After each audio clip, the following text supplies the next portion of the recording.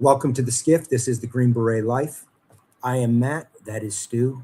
We do that every time, but you're going to notice we've got somebody else here with us. We happen to have Gregorio Heise.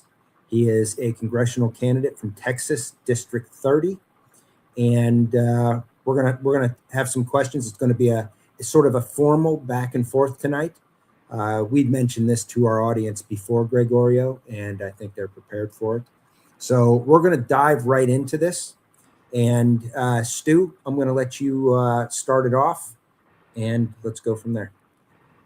Yeah, Mr. Heiss, one of the things that we were talking about before was the floods that were in Texas last summer.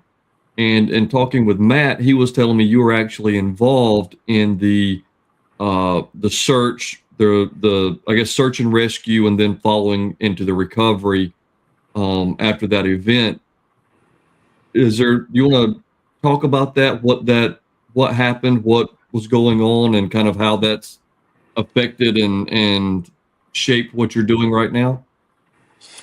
Well, in July, I started my campaign in May, and when this flood came in July, I gave up my campaign, turned off my personal life, and went straight down to, I'm what you call a recovery diver. I'm at the aftermath of picking folks, I call them angels, that have already passed on, and recovering for the family members that have lost them. And so I went down there and served with Doc Chambers, the gentleman that's running right now for governor of Texas. And when I was down there, sorry, it just flashes back a little bit. The folks that Sure, I'm dealing absolutely. with they're basic American citizens that are Texans and visitors that come to Texas. And I gave my life to them because every time I go underwater to do recovery, it is called what I call a can't talk today, sorry. Baptist of fire. Because every time I go down, that's the last time I see the world. I have to close my eyes and feel the world with my hands to find the people that I need to find. Every time I come back up, it's a blessing. And I give my life to another gentleman. His name is Al, and he was my dive partner. And he has control of my life when I'm under, and I have his when he goes under. We give ourselves a service. We don't ask for anything. We don't ask for the light. Nobody knew who I was when I was down there. All they knew is I was Greg the diver. And I ended up getting sick because the waters were so contaminated that I ended up going to the hospital. Almost killed me with liver and kidney failure. Oh, And wow. yeah, it wasn't a very pretty sight. And when I was done, I couldn't dive anymore because I was getting sick. The chief of the fire department from Fredericksburg introduced who I was and told everybody that this is Gregorio Heise. He is a congressional Congress for 30 candidate. Every one of them, their eyes just bulged and their jaws dropped and going, I've never heard or seen a candidate or anybody in Congress to serve like you do and give your life for everybody. And that's what I'm going to be bringing to DC is I am going there to bring my life in front of y'all and hold everyone accountable, even myself. Those are the things that I do for everybody, not just Republican. It's all. When I go diving, I don't ask, are you a Republican or Democrat so I can go pick up your child or your loved one? No, we just do it and get it done because that's a service that we do. I'm a veteran and I served in the Texas National Guard, and this is everything to me. I cannot allow what is going on in this country anymore the way it's going, and in Texas. And Well, you want to make it clear that you're going to represent both Democrats and Republicans in the Yes, state. sir. Absolutely. I don't care. I don't care if you wear a red or blue jacket. If we take that off, what are we? We're just American citizens.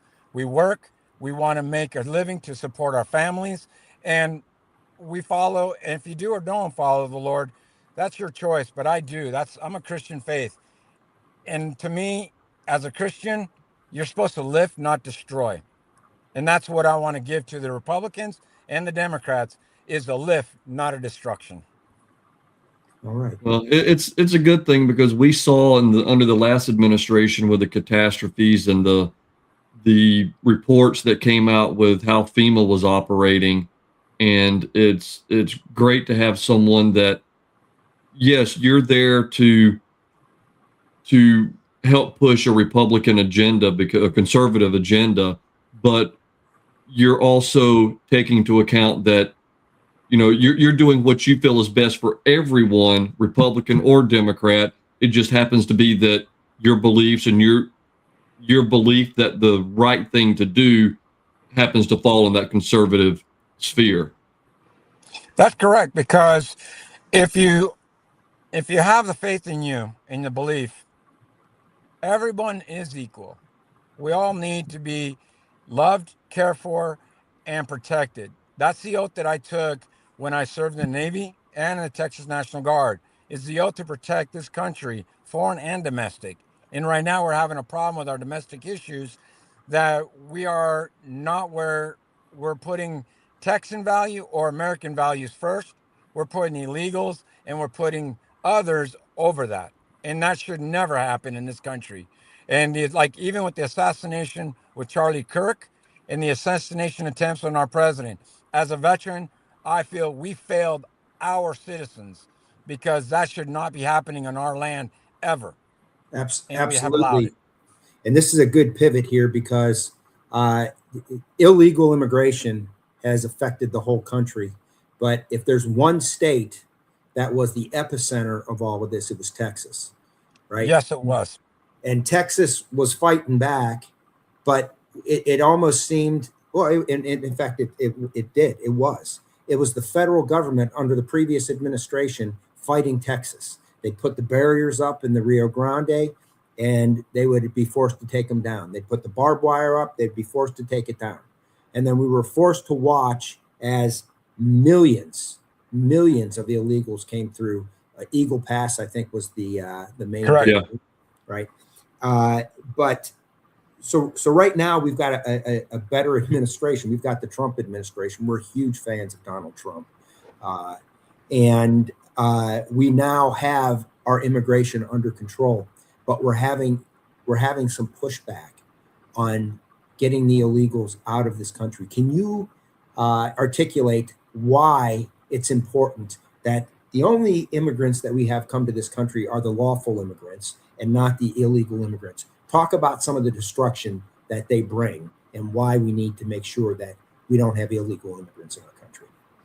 I appreciate that. Was a very good question. Now I'm going to give you a little history of myself. My family came from Santiago, Chile in 1960, the legal way. It was not easy to get into this country. You had to prove that you were going to be a citizen, you're going to assimilate, and you're going to be prosperous, not a leech to society. Now, with the illegals that are coming in right now, they're leeching on us. They're putting the education into a major strain, because now they're filling the schools and putting our other students that are legally here out of the schools. And then the other part is the taxes are being raised so high because illegals are using our medical system, our food system, and all federal programs. Look at Minnesota.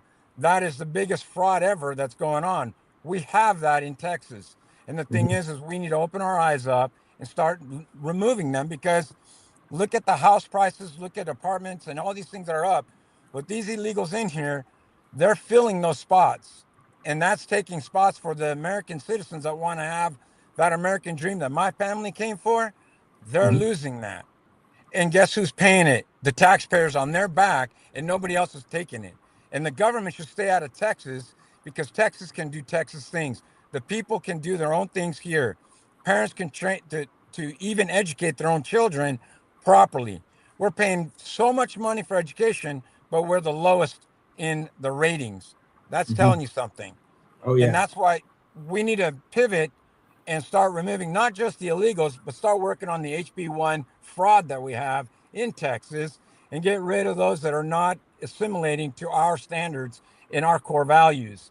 That's one thing that is really hurting our country and the state of Texas. Well, you brought up a really good point when you were saying uh, they're taking up the resources. And one of the issues we have right now is there aren't enough houses in the United States, and for especially first-time homeowners, you have a really hard time being able to afford a house today. We've seen the prices of houses skyrocket, and I don't think people take one and one and put it together to say, oh, well, we've got 20 million extra people that came in during the last administration plus, right? We don't know the total numbers. Yeah, the low end is saying 20. Yeah. And now you've got to find housing for these 20 million people. To think that that's not going to put a strain on the rest of the country and affect the American taxpayer. And the added insult to all of this is the fact that the taxpayer is paying for it all. So we're being victimized, yet we're paying for that victimization. And I think very few people put those 2 points together. And you can just go right down the line. You can look at medical care. You can look at our education system. You can even look at, we've had diseases in this country that weren't here for over 50, 60 years.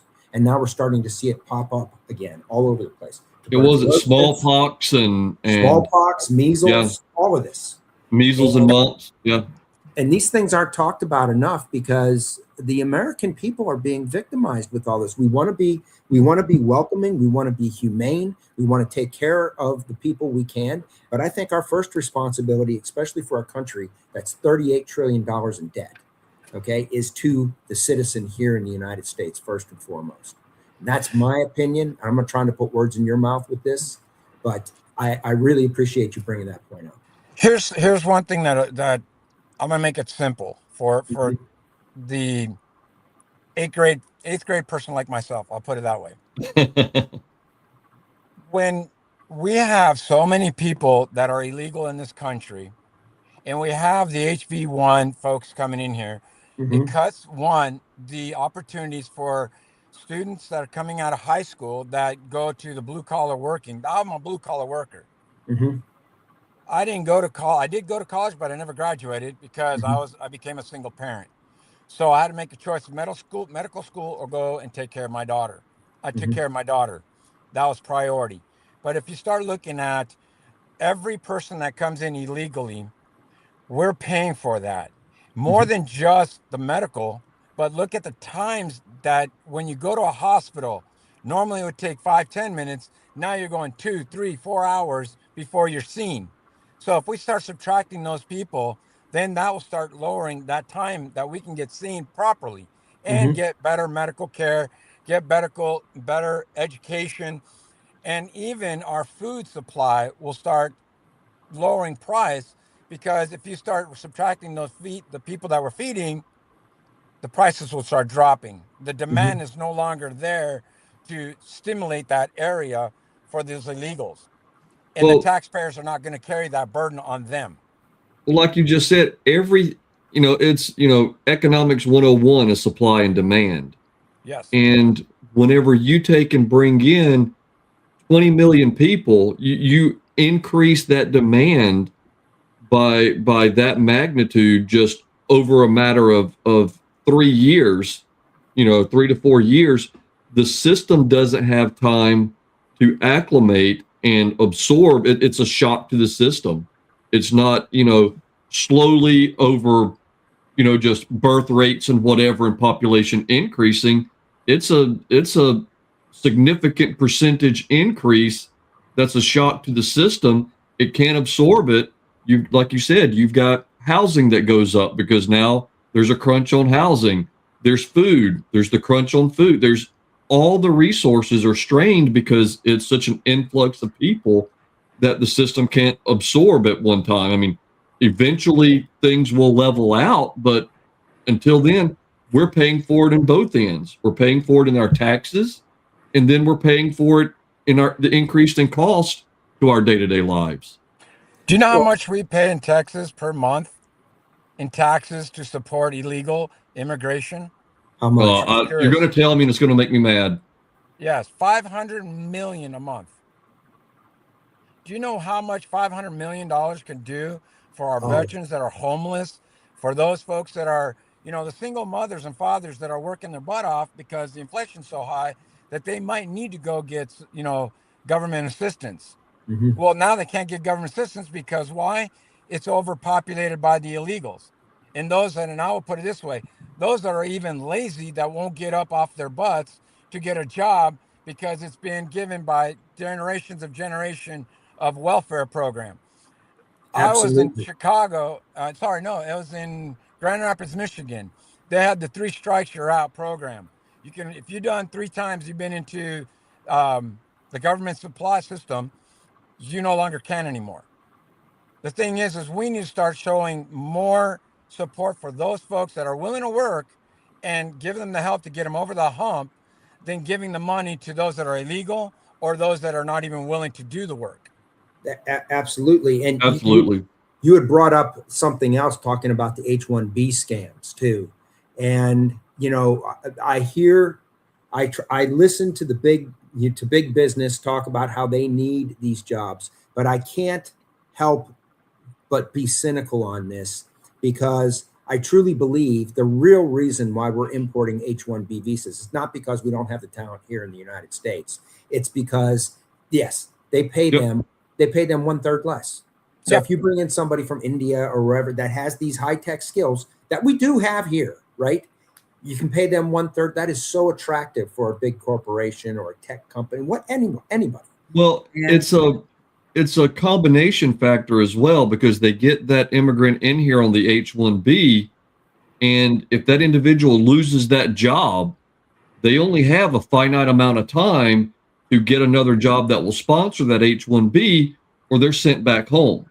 So they're going to take and they're going to put up with working conditions and treatment and things like that that an American citizen wouldn't. And you can look at because I did this a few years ago, looking at job listings and stuff. And you can go. I'm from a tech background, so I could go in there and look at the jobs. I could look at all the requirements that they had listed for a job, and they weren't even in the same ball field. You would have one that would be, Microsoft Outlook servers, and another one that would be, just something, a completely separate field of technology. And then they'd have this entire just laundry list of certifications that you had to have. And then they'd say for $32,000 a year. And then they go and say, oh, we can't find qualified candidates. Well, no, you can't because there isn't a such thing for that. And they use that as an excuse to then go and say, oh, look, we need an H-1B because we can't find someone to fill this slot here in the United States.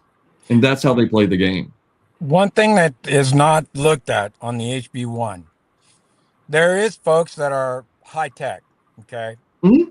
But if you really look at the HB1, they're not high tech people that are being brought in. They're people that are cleaning houses, doing this or doing that the American citizens can do. But Mhm. because they can bring somebody in cheaper than pay somebody with a right price to do the job correctly, and that is American citizen and America first, Mhm. they prefer to bring them in. And if we want tech people to be doing their job, why don't we educate them here? We don't need to bring people from other countries to do the job. We already Exactly. have them here. Yeah. It's just they don't want to pay them what they deserve. And Mhm. that's where the HB1 comes. And to me, we need to cancel that stuff and get rid of it and start putting America first and bringing the American citizens, the education. We have young kids that are smart as heck. I mean, my daughter, young, when she was little, she was already playing with the stuff. And I'm like, what the heck, Mhm. This is things that we already have the ability to do it. It's just the government is not allowing this because they're making money off of it. These high tech companies are making money because they don't want to pay it.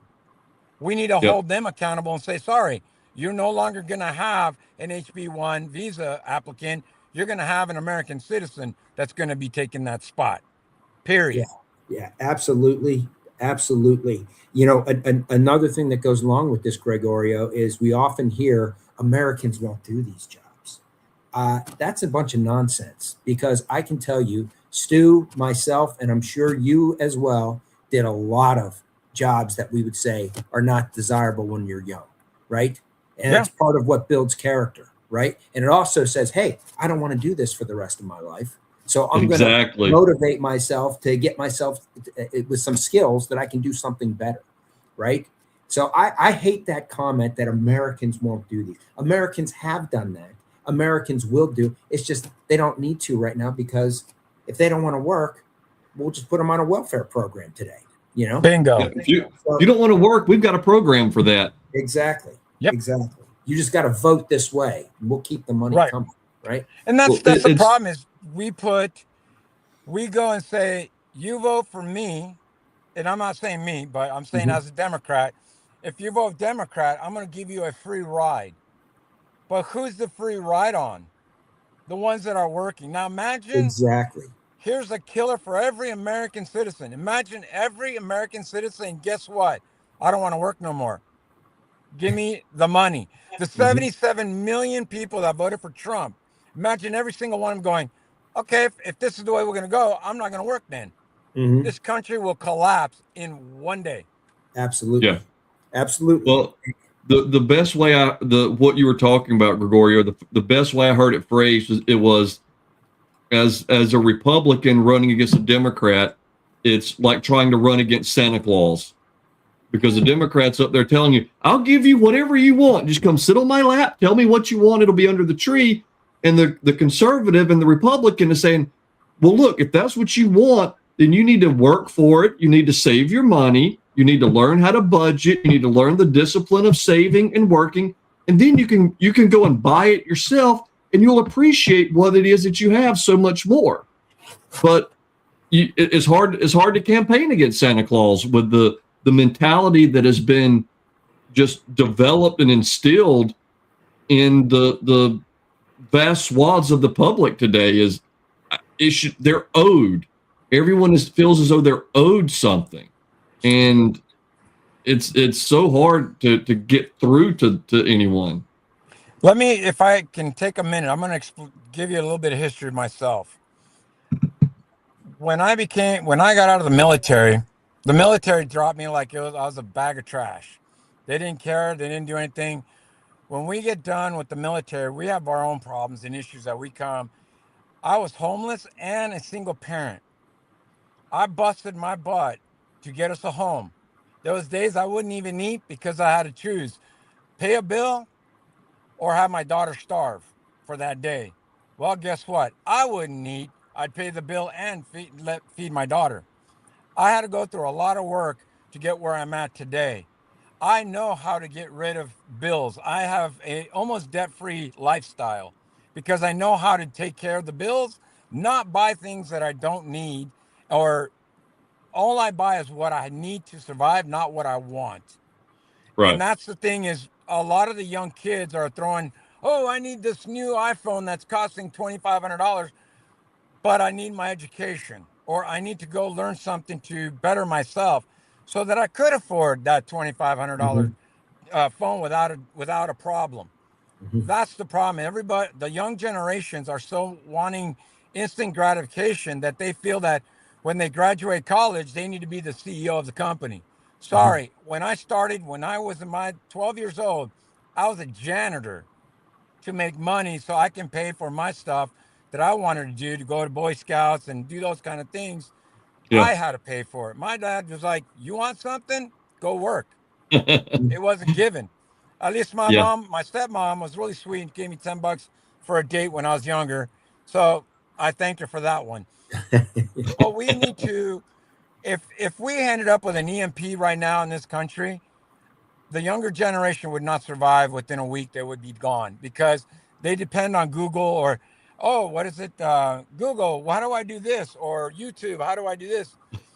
We've lost the generation of bringing down what we've learned from our parents and down.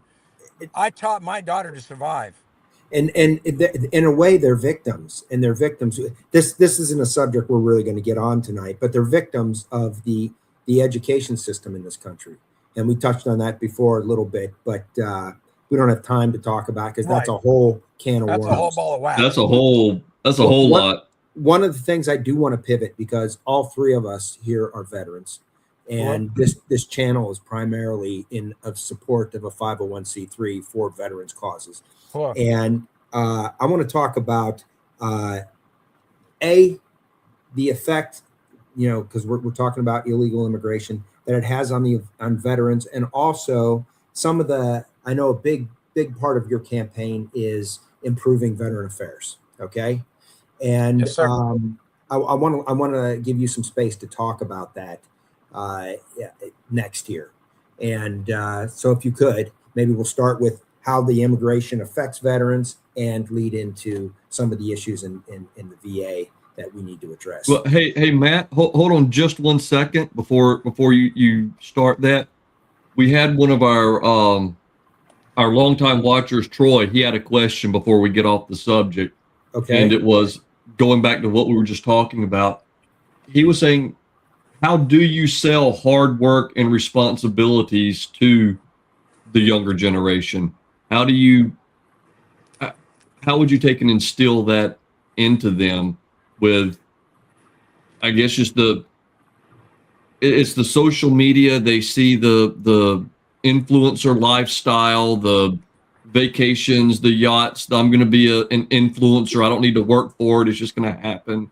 Yeah. Is there an answer? I mean, it's you're right. That phone, take the phones away. Yep. One thing I don't know if the answer is taking the phones away. No, it's here it is technology is not what everybody thinks it is. Mhm. Because to show someone, a younger generation, hard work and everything is by the example that is given in front of them. If you're a parent that lets the child be on this all day long as a young age, you're not teaching them anything. You're teaching irresponsibility.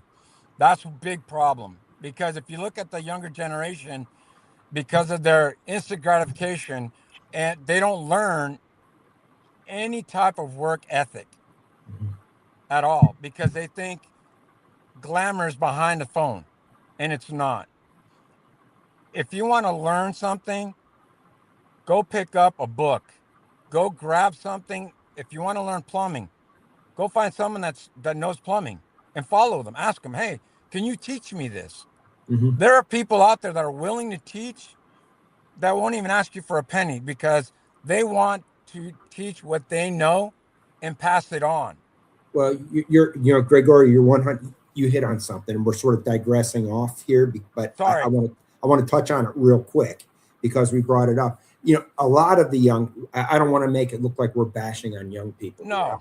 I would blame more of what's going on with young people today, some on social media, a lot on the education system that we have. Okay. The last election, some of the young people, and this was why Charlie Kirk was so important. Amen. Right? Stepped up in a big time for Trump, right? The young male side, I should say. Right. Okay?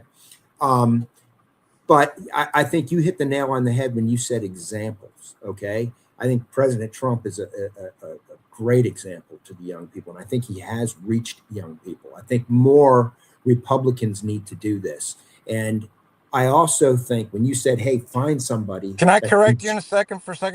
Sure. It's not Republicans; it's the American citizens. We need to get politics out of education. Fair enough. Period. Because fair enough. We need to teach not just ourselves, but all to care for one another and lift. Because if we keep putting, oh, you're a left or a right, we're never going to get out of the problem that we're already in. We need to get that out and start caring for one another. And that is a great point. I think we have become very hyperbolic left and right in this country. Very polarized. Went back 40 years, 50 years ago.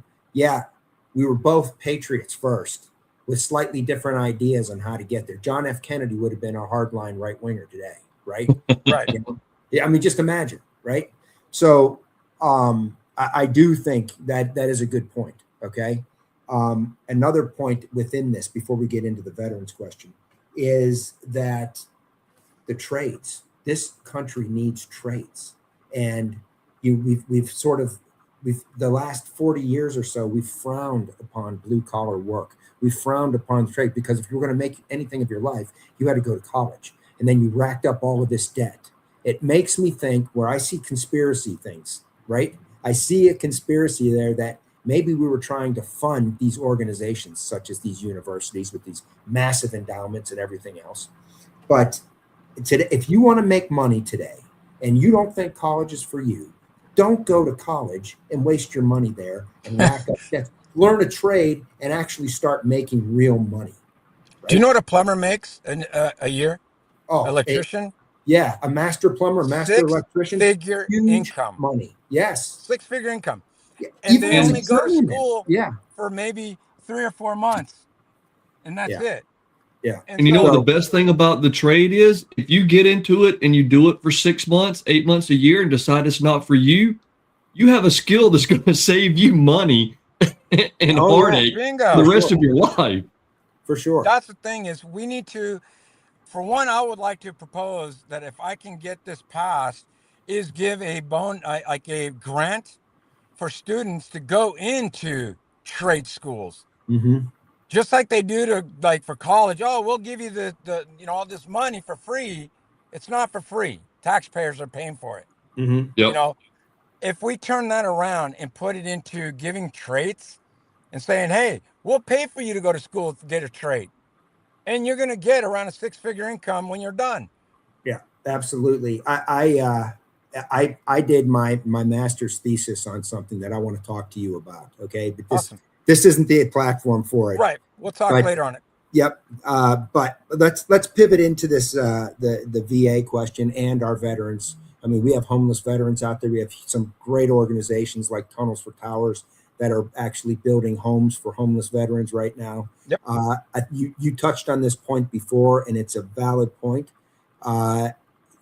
Homeless veterans need our attention far more than illegal aliens in this country do. And correct. I think we're losing that we're losing the script on that. So please talk a little more about that and then lead into some of your passions with Veterans Affairs and things that we need to do there. Well, with illegals, what happens with the illegal immigrations, and it puts a strain on the taxes and the money. So what happens is money gets filtered from the VA to illegals, and they're getting taken care of over the veterans. Mm-hmm. And I'm sorry, but our veterans should be priority one over anybody because we sacrifice ourselves to give the freedom that everybody has so they can have that First Amendment, Second Amendment, and sit there and say what they want and do what they need to do to protect themselves. Gregorio, I don't mean to interrupt you here, but you just touched on something that we diverted staff from the VA to go and handle illegals. How much of the public knows that? During the Biden administration, they did that. So that's just the point I wanted to make because you just touched on it briefly there. And I think that people need to know this. There is more fraud going through the VA than anything else. Because if you look at it, a civilian can go to a hospital and be taken care of that minute, that second. Mm-hmm. But if a vet needs to go get seen for anything, like I'm still waiting. I'm now in my 5th year for a sciatic nerve that needs to be taken care of. Mm-hmm. 5 years. That's you got ridiculous. A civilian that goes out, they can get it taken care of within a month and throw it in their insurance and they're done. Veterans get thrown all the time behind the bus and ran over multiple times by that bus. And we're not even giving a speck of respect to our veterans. Absolutely. And we got them, they're homeless. With the $500 million that Texas spends a month, imagine how many apartment complexes we could build to fund and put veterans in homes. Now, there are veterans, don't take me wrong, there are veterans don't want to be in a home due to they don't want to be looked upon or, as some people say, followed by these things and recorded because they want their privacy. And so they don't want to be tied to anything else. So I have to give that to them too, because there are vets that don't want it. But there's a majority of the vets that do want it, but can't get it because the money's being funneled to somewhere else. And that's illegals or even other states and countries that are trying to do these ABC flips of people. And I don't even want to say them because it just bugs me. And we're not taking care of our vets, period. And to do that, I feel one way we can get help is honestly removing the VA program as a hospital system and make it more of a, if you are a veteran, you have an ID, you can walk into any hospital, any facility, doesn't matter who they are, what they are, and you just flash that card and say, I need help. Mm-hmm. And they have to give you that medical help I without love a it. bill. Yeah, I love because I can't. Again, I'm not a smart man, but I would really like to see the numbers broken down as to how it is more financially sound to fund and maintain all of these clinics, all of these hospitals with the staff and everything that that entails versus just giving, like you said, you take that ID card, it's still tied to TRICARE. You go and make your appointment just like you do with Stigna or Aetna or Blue Cross Blue Yep. Shield, whatever else it is, and you take all of that, just those funds that are sunk into maintaining these facilities, and just you do it that way instead. Well, the facility, the one thing is with facilities is you got to look at the numbers of the doctors compared to how many patients they have. And a majority of all the doctors got between 15 to 20,000 patients. So if you start putting those numbers, you don't have enough time to be seen properly. Now, a So what doctor do in they the do? VA has that many patients? Yes. Wow. Now you've got, if you look in Dallas, you look in the Metroplex, they are very overloaded. Now the rural areas, they're not as overloaded, but you got to remember they don't have the same amount of doctors and resources that Mm-hmm. Metroplex has. Right. So they get shipped and then they pay the drive. For myself, when I was living in Abilene, I got paid to go to Big Springs and back. But the problem was, is if I needed something emergency, I'd have to scramble, make phone call. Oh, I need to go see a doctor. I had to go through so many hoops to go see somebody locally. We need to get rid of that problem and allow, just like I said, they want to go see a doctor locally, go see a doctor locally. You've got that ID.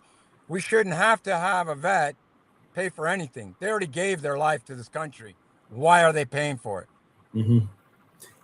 And this, the whole conversation talks about the dysfunction of the federal government.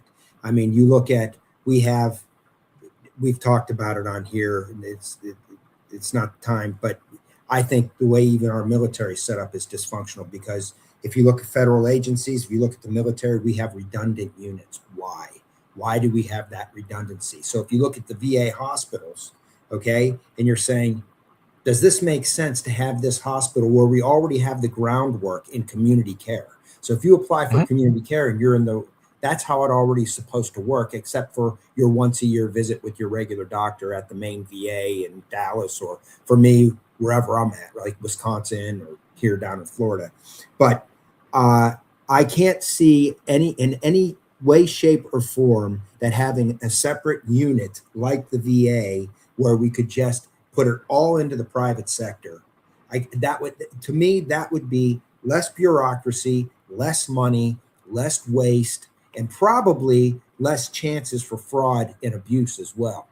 So I really like that idea, Gregorio. I mean, that's, Yeah. if we could get there, I think that would be a game changer.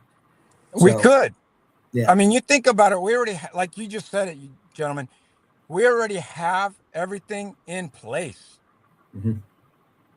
Doesn't the folks go to doctors already? The Absolutely. hospital, Yep. urgent care, it's already there. Yep. So we can change and flip it to just like like I said, that ID is all you need. Go Mm-hmm. in, get out, and you're done. And Perfect. it will reduce a lot of the fraud, but it will reduce the taxes being drawn from the taxpayers, because they would not be paying for the facilities that are being used there. They would be reduced. It would Mm-hmm. cut that tax, and it would be a big chunk, not a little one. Like 10 to 20% can be dropped right there. Oh yeah, for sure. Wow. For sure. Yeah. I agree. I think that's a fantastic idea and I love it. Now, don't We're, steal it, because if you do, you're not we're, going to talk. we're not going to steal it. This is on the record. Okay. So, Cool. okay. So here we're going to pivot again. A passion of mine and a passion of Stu's are firearms. I shoot competitively. I shoot in IDPA, USPSA, UML. Stu does as well, and we're just gun guys. We love guns. We truly believe what makes the United States special and unique is our Second Amendment. And without Amen. the Second Amendment, we wouldn't. I don't think be in the same position we are today. I really don't. And No, not even Koza close. in World War II said, "Behind every blade of grass." This is why we'd never invade America. And everybody, the rest of the world knows this. The rest of the world knows that the armed U.S. citizen is a formidable force, right? And this is our right. It's not a right given to us by government. It is a God-given right to defend yourself and your family and innocent people. So I want to give you the floor to talk about the Second Amendment. And I know you're from Texas. I kind of have an idea where you're going with this, but I want to give you the floor to talk about it because it's important. It's important to us, and it's important to the people listening tonight. Well, I want to ask you real quick. The this individual that just voted in Virginia and the gun laws that they're passing there. I'm not sure if you've seen it or been following it, but she came into the governorship and is just laying waste to the Second Amendment with their assault weapon bans and their magazine, just laying waste to it. I can't imagine it standing up, but a country or a state like Virginia, which gets infected by DC, and everybody there's what's really driven that over the edge. But everywhere you look, every time there's a little bit of power given to a Democrat, that is the first thing they want to do.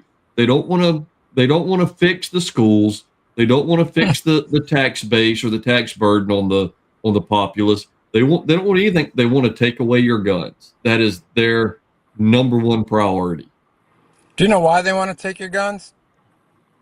Oh yeah, so they can be controlled. So you can be controlled. Well, if you have like, I'm going to put Texas on the line here. Do you know why Texas can stand by itself? Because we have our weapons. We have our Second Amendment right.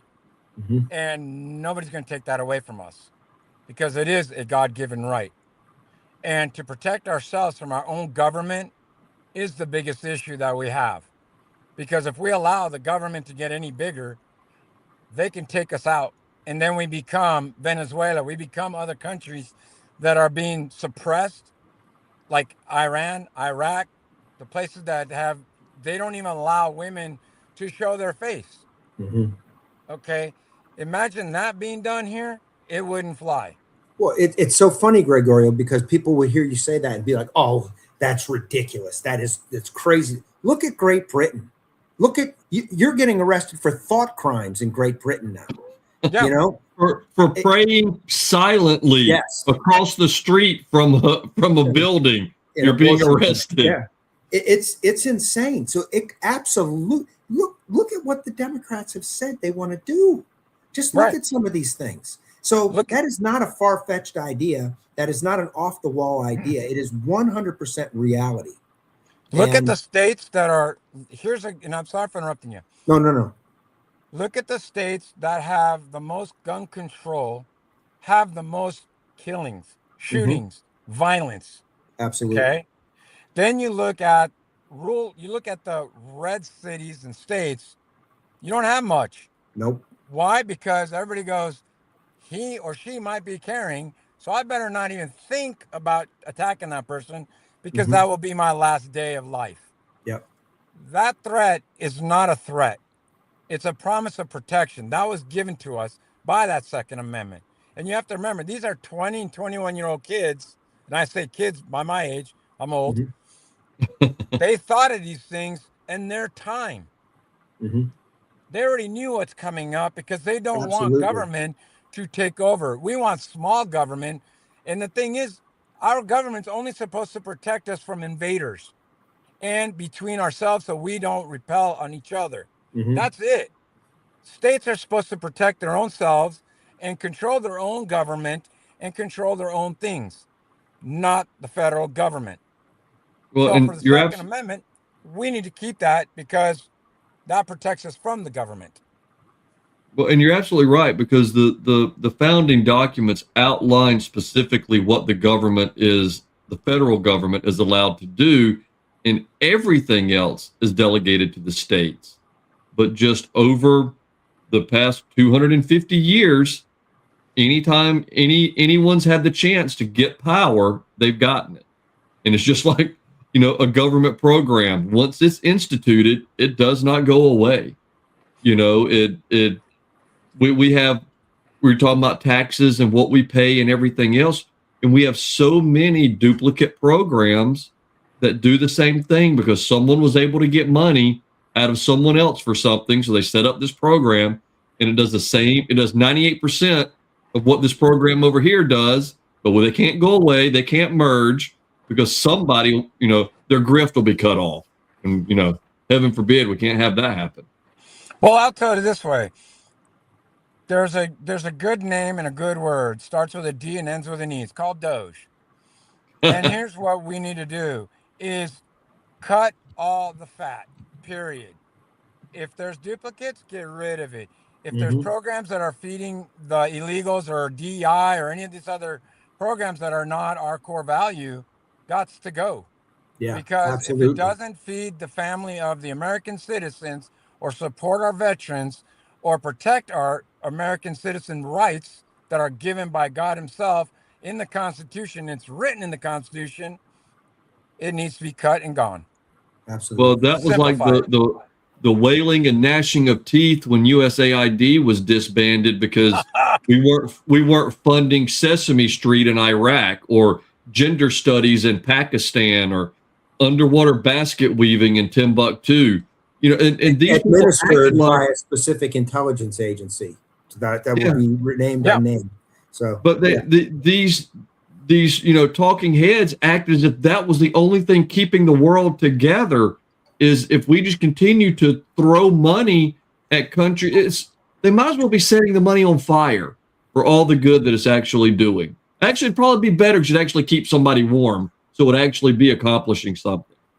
Well, if Because you the look at money's it, just being sorry for interrupting you. no Look good. at the word U.S. aid.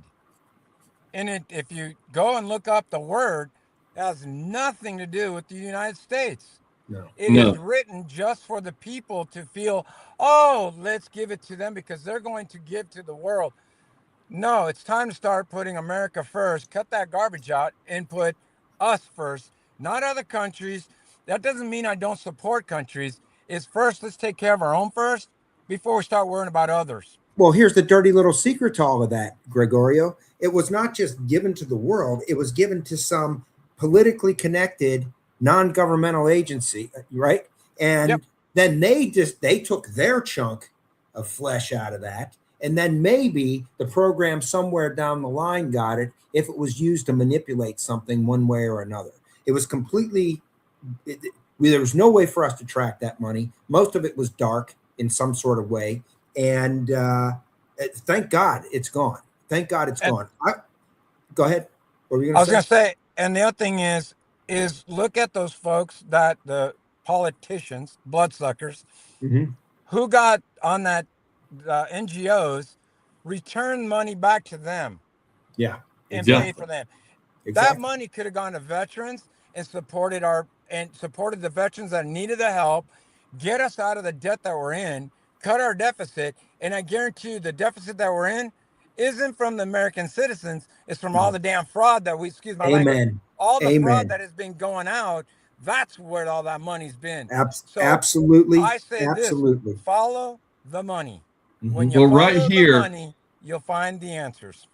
USAID was managing over $25 billion annually across 100 different countries. Yeah. Now add that, how long have they been? Yeah. Oh, yeah, exactly. Yeah, I'm not sure how long No, it's but been how long And have that's they a in been? effect, but yeah. low number. I guarantee you. I guarantee If you it is. look at Oh yeah, how that's long just they've what been. popped up. Right, but look at how long they've been in act and how Oh, much they've been put into every year. And if you calculate it, you're going to look at where our deficit really came from. Mhm. That's a Gregor- very big number. yeah, And now you you're add the 100% illegals correct. into this, then you add the HB1 folks that are becoming in the fraud from that. All that deficit has been done by the globalists, the elitists, the Democrats, the rhinos, and those that do not give a crap about the American citizen except the ability that they're the ATM machine. The ATM machine is closed now. We're not going to feed anybody else. We're going to take care of ourselves. That's why I'm running for Congress. Amen. Because it's Amen, time to put Gregorio. change and put the right people in the right places. And well, honestly, I would love to see more veterans that have their oath value still in them to Mhm. run. I will support them. Yeah, Because I for put sure. already 40,000 of my own money. I didn't ask the American citizens to put it in because right now they can't even afford to live. So why Mhm. am I going to ask money? Yes, I do need it. I Mhm. do need funding. But I'm not going to put it on the stress of the American citizens that are barely making it. Mhm. We Well, I shouldn't. want well, hold right on. here, Gregorio.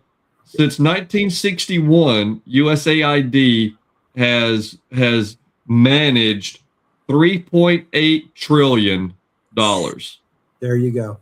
There you go. So I want to pivot off of this Go because Yeah, ahead. go ahead. we're coming. Sorry. I want to. You and I have talked, and I'm a fan, Gregorio. That's why I have Thank you you. on here, right? So, um, I just want everybody else to hear it from you. You are an America First candidate, correct? That is correct. You support Period. Donald Trump. Yep. See, 100%. we have so many Republicans that say, "Yeah, I'm a Republican," and they say the right thing, and they tell you the right thing, but they are beholden to special interest groups. So behind the scenes, they're working against Donald Trump. We see it in the Senate. We've seen it in Yep. Congress, right? Yep.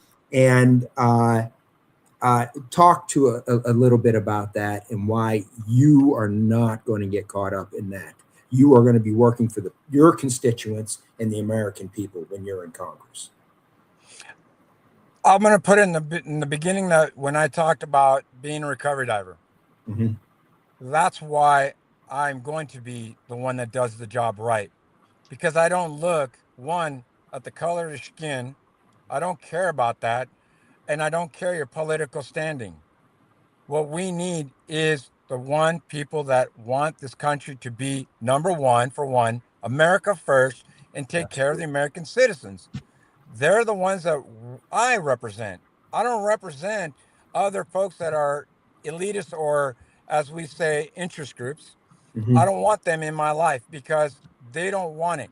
I lost an endorsement because I would not bend to their way. I said my statement. They know I'm a soldier, I'm a vet. So I carry an oath that's America Constitution first. Nothing else comes in front except our Lord Savior. I do His, the Constitution, and the people. By Absolutely. the people. That's it. And that's why I will not bend. Because if I bend, I defy not just my oath, but the word that I carry. Because if I don't carry the right word, I'm going to need an attorney. That's the Absolutely. difference. Yep, absolutely. And this is we get on this show and we talk about it. And a pet peeve of ours is the Rhino Republican is more dangerous than the Democrat because they're They not are. telling you the truth. The Democrat tells you what they're going to do. They're going to destroy the country, and here's how they're going to do it. The Rhino tells you, no, I'm going to save the country, but behind the scenes, they're working with the Democrats. Right. So it's so important. We need people with this mindset in Congress. This is what's going to save our country because Trump cannot do it by himself. Trump needs the support from Congress and Senate, and at this stage, I don't think he has it. This He is why doesn't. this is why we And need. here's some, and sorry for interrupting. Here's something black and white. Mhm. Okay. Ilhan Omar has done immigration fraud, Mhm. still in Congress, not been prosecuted. Why? Exactly. Why? Okay. Why Well, has not But she? been then we had a prosecuted, hasn't Republican. even been investigated. They won't even No, really hold on. investigate it. Hold on. We had a Republican that was in New York that he did get convicted for fraud, but before he wasn't even prosecuted or even put in court for it or even any legal documentation, he was already removed from Congress. George Santos. George Santos. Talking about? Yeah. I want to make sure who knows those names. Yeah. George Santos got booted out before any charges come along. Mm-hmm. Here we have Ilhan Omar that is already shown, and I will say it out loud, immigration fraud, period. She won't be coming and suing me anytime soon. And then you have other individuals that are, as they call, insider trading that, I'm sorry, not even my freaking people that do that kind of stuff can get 2,500% return. Exactly. Okay. Exactly. Term limits. I am very for term limits. And the thing is that is not being said. There needs to be term limits on staff members. Yes. Because there needs to be. Matter. I hadn't even thought of that. Here's the thing is, you get rid of the congressman or the senator, right? Who's still left? Yeah. Staff. Yep. Who's the ones that really write the laws and regulations? Staff. Yeah. So all the politicians are the puppets of the staff. We get rid of we put term limits on them and all. We will have better changes in cleaning up our Congress and our federal government. Amen. That's music to my ears.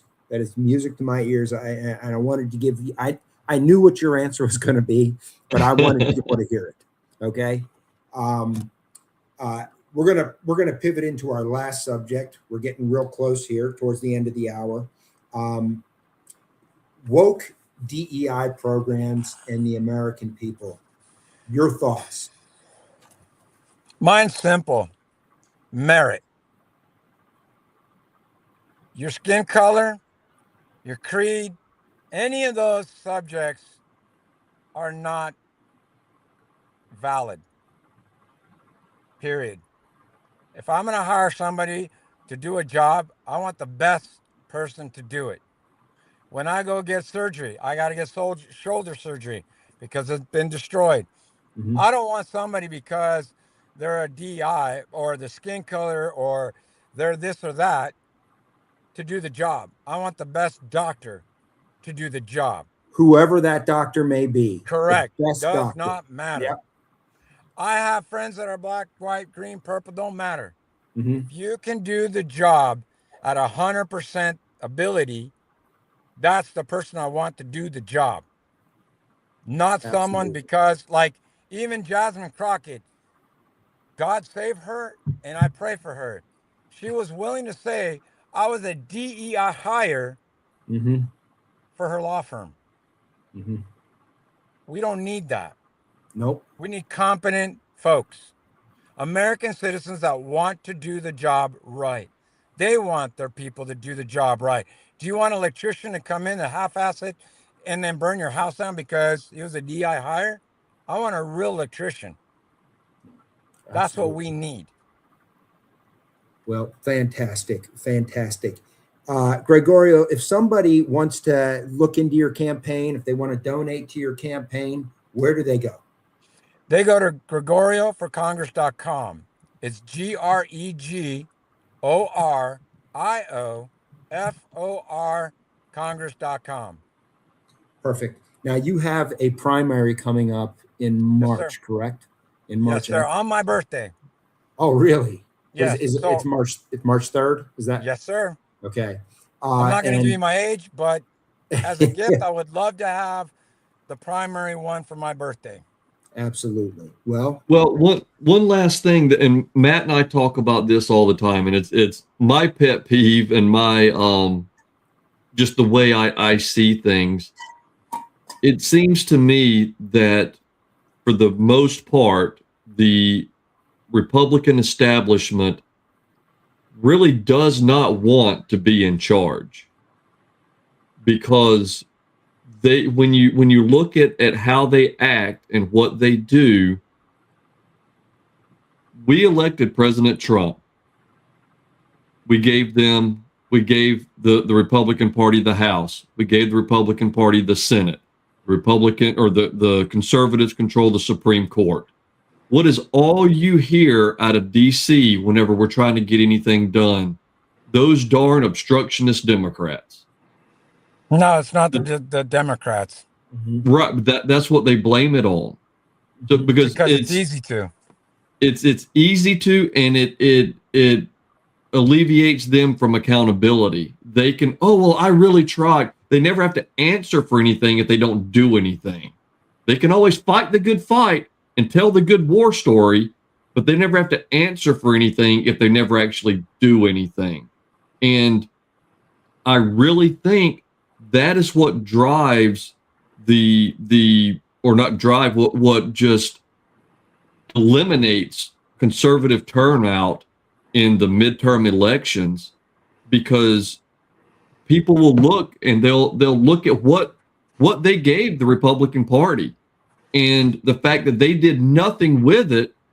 And 2 years up, well, come and vote for us and we're going to do this. And people are like, no, you're not. You've had 2 years with every lever of power that could be provided to you, and you've done nothing with it. And that drives conservatives and Republicans away from the polls, and we wind up losing seats in the midterms. And it's so supremely frustrating that you give the people, or you give the politicians and the political, members everything they ask for. Well, I need this to do my job. I need that to do my job. You give it to them with a bow on it, and somehow they manage to flub it like Charlie Brown in the football. It's so frustrating. But that's one of the things I need to get off get off my chest. It's just having someone that's going to go there and do everything they can to, hold their feet to the fire, and just, if nothing else, make them answer for their incompetence and their inability to do anything is a huge step forward. I will give one credit to the Democrats. One, they do work together to destroy this country without a fight. Yes. Yeah. Since I started this campaign, I've seen so much not left and right as in politics, but left and right arguments within our own party. Mm-hmm.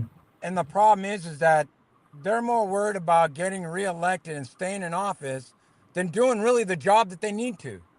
If I'm only able to do one term, but I can get everything done, then let it be so.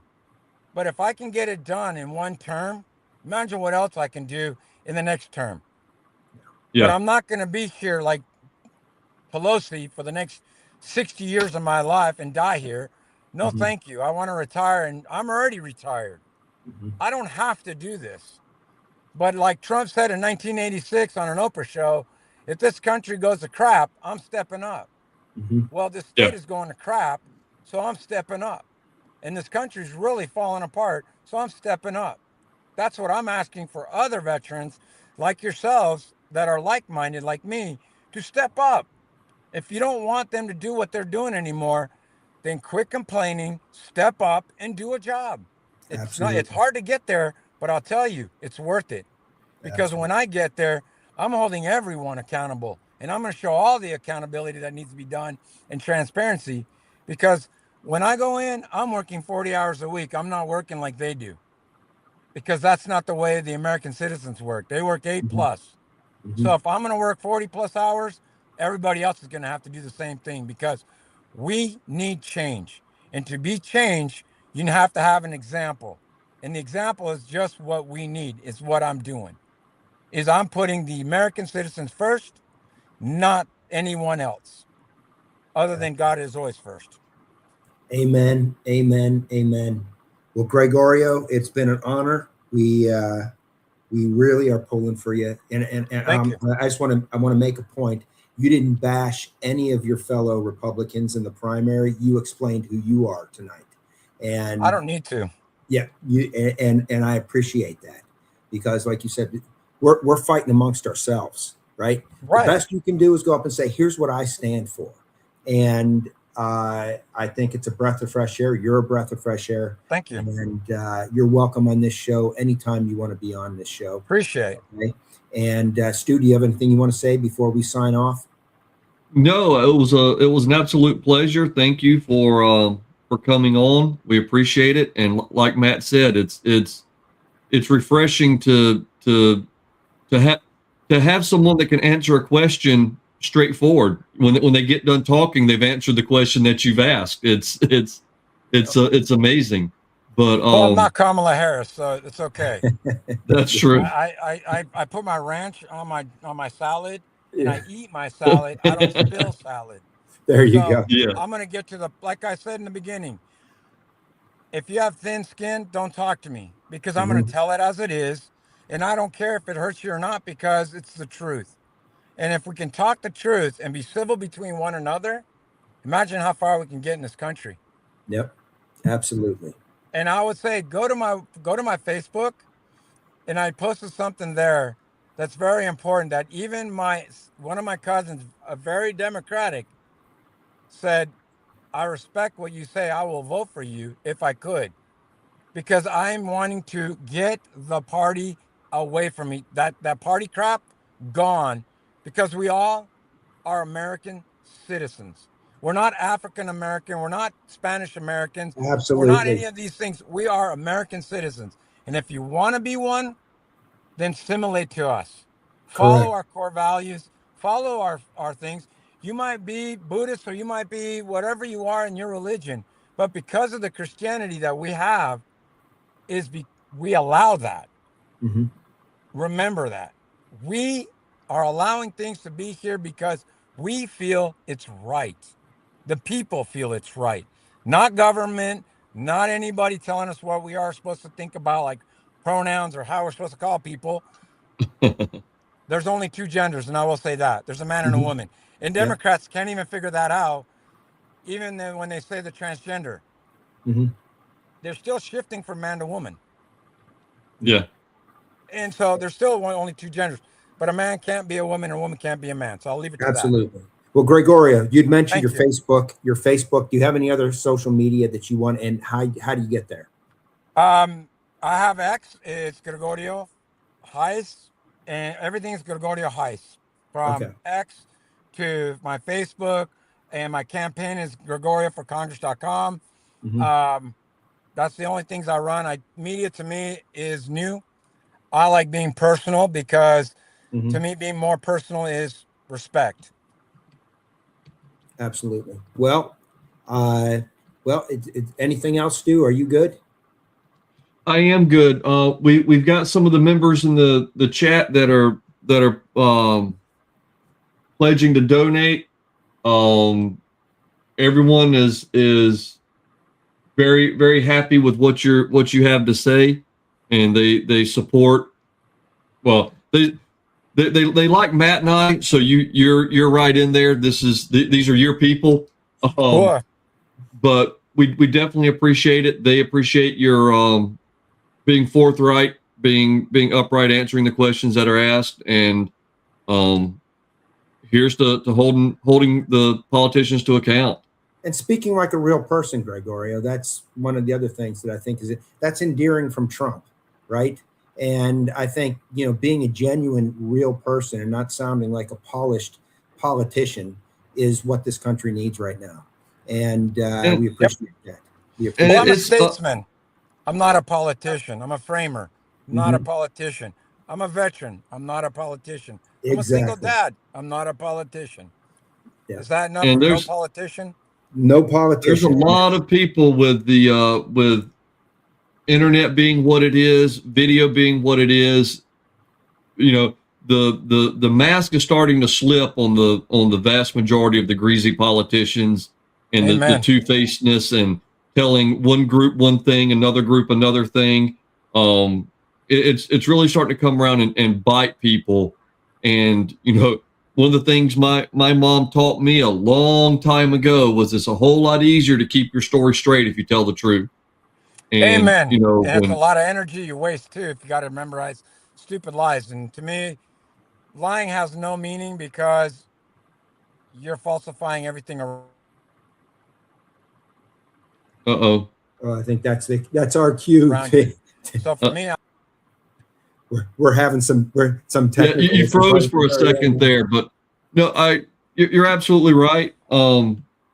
It's a thing whenever you have to try and lie and keep your story straight, you're not going to be able to. The more lies you tell, the harder it gets. And with the internet and video and everything now, it's so much easier to catch them in their lies. But we appreciate it. Thank you, thank sir, you. very much. And with Thank you that, for the invite and the opportunity to speak. Yep. we're having more. Speaking We your used channel. up our Thank you. hour. Perfect. Well, with that, we're going to close the show out. Hey, I want to thank all of you guys who joined us tonight for being here, for sharing your thoughts, for being a patriot first and foremost. Live in freedom every day. We'll catch you guys next Tuesday. Thank you.